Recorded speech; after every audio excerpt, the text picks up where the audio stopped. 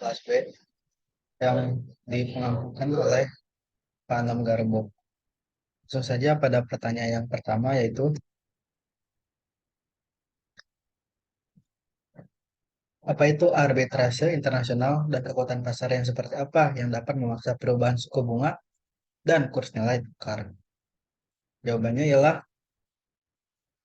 secara bahasa arbitrase berasal dari kata arbitrare atau bahasa Latin yang berarti kekuasaan untuk menyelesaikan sesuatu perkara berdasarkan kebijaksanaan. Arbitrase merupakan penyerahan sengketa secara sukarela kepada pihak ketiga yang netral, yaitu individu atau arbitrase sementara. Menurut Abdul Qadir, arbitrase adalah penyerahan sukarela suatu sengketa kepada seorang yang berkualitas untuk menyelesaikannya dengan suatu perjanjian bahwa suatu keputusan arbitrer akan final dan mengikat. Sedangkan menurut Undang-Undang Nomor 30 Tahun 1999 tentang arbitrase dan alternatif penyelesaian sengketa, pada pasal 1, arbitrase adalah cara penyelesaian suatu sengketa perdata di luar peradilan umum yang didasarkan pada perjanjian arbitrase yang dibuat secara tertulis oleh pihak yang bersengketa.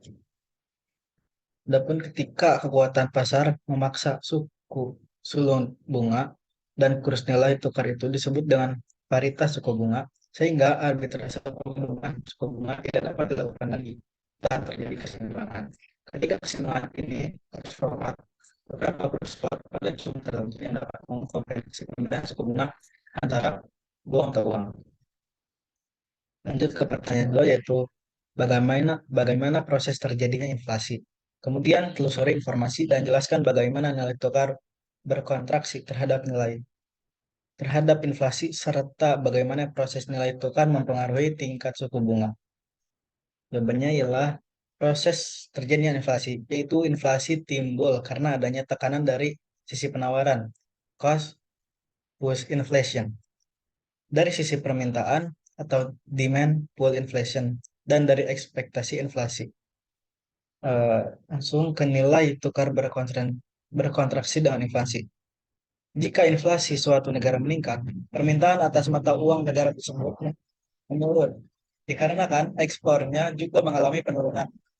Harga yang lebih tinggi. Kemudian diikuti kecenderungan konsumen dan perusahaan dalam negeri untuk meningkatkan impor. Nilai tukar dengan tingkat suku bunga, misalkan tingkat suku bunga real domestik naik, sedangkan ekspektasi inflasi tidak berubah atau konstan, maka tingkat suku bunga nominal naik. Kemudian pertanyaan ketiga, itu adalah forex exposure. Coba Anda jelaskan dan juga carilah informasi mengenai perbedaan antara translation dengan transaction exposure sebagai pelengkap penjelasan sebelumnya. Jawabannya adalah forex exposure mengacu pada risiko yang terkait dengan nilai tukar mata uang asing yang tak jarang berubah serta dapat berdampak jelek di transaksi keuangan dalam mata uang asing pada mata uang asing tertentu daripada mata uang domestik perusahaan. Yang pertama, exposure transaksi berarti mengukur perubahan atas dan nilai kewajiban keuangan yang ada sebelum terjadi perubahan kurs nilai tukar, namun belum jatuh tempo sehingga setelah perubahan kurs nilai tukar. Dua, exposure translasi ialah mengukur seberapa jauh laporan keuangan konsolidasi dari suatu perusahaan dipengaruhi oleh fluktuasi kurs falas. Dan pertanyaan keempat, exposure transaksi dalam keuangan internasional memiliki resiko. Coba jelaskan bentuk risiko yang dihadapi oleh negara akibat adanya exposure transaksi. Kemudian, apa yang harus dilakukan oleh perusahaan multinasional dalam mengantisipasi risiko tersebut?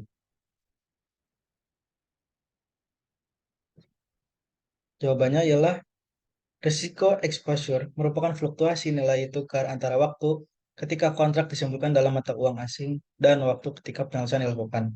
Adapun cara mengantisipasi risiko exposure transaksi ialah yang pertama, membatasi posisi suatu falas yang diinginkan, kemudian mengumpulkan piutang current asing lebih awal ketika mata uang asing diperkirakan akan terdepresiasi, dan membayar hutang mata uang asing sebelum jatuh tempo ketika currency diharapkan untuk menghargai.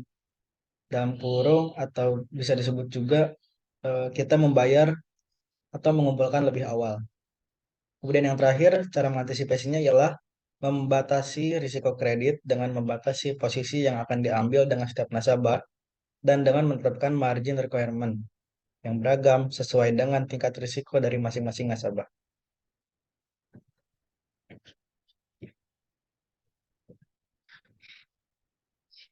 Dan soal yang terakhir, eh, mengapa investasi langsung atau direct investment terus berlangsung dan tumbuh di negara berkembang?